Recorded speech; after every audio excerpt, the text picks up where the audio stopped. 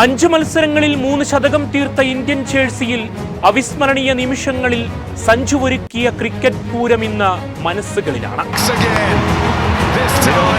പോയ വർഷം റൺവേട്ടക്കാരിൽ ഒന്നാമതായത് മലയാളി തന്നെ. സൂര്യന് മുകളിൽ വെട്ടിപ്പിടിച്ച റൺമലയുമായി T20 സ്കോറർമാരിൽ ഒന്നാമൻ. 12 ഇന്നിംഗ്സുകളിൽ നിന്ന് 436 റൺസ് നേടി എന്നതിനേക്കാൾ 180.16 എന്ന തകർപ്പൻ സ്ട്രൈക്ക് റേറ്റിലാണ് ഈ നേട്ടം എന്നതാണ് എടുത്തു പറയേണ്ടത്. അയാളുടെ പ്രതിഭയുടെ വീര്യം കണ്ട നിമിഷങ്ങളുടെ റെക്കോർഡുകളാണത്.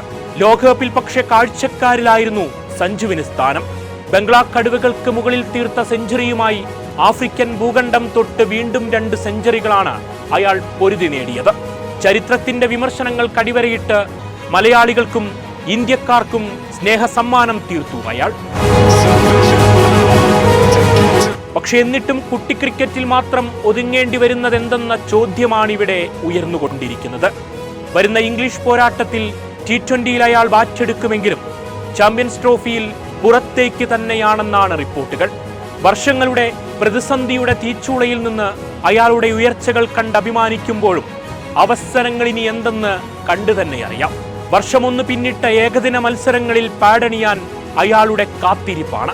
ലോകകപ്പ് നേടിയ വർഷം ലോകകപ്പ് കളിക്കാതെ റൺവേട്ടയിൽ ഒന്നാമതായ ഒരേ ഒരാൾ സഞ്ജു എന്ന യാഥാർത്ഥ്യം മുന്നിൽ വെച്ച് അവസാനിപ്പിക്കുന്നു.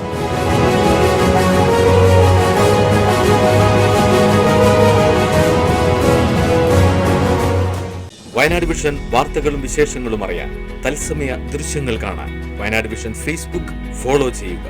Wayanad vision YouTube channel subscribe ചെയ്യുക.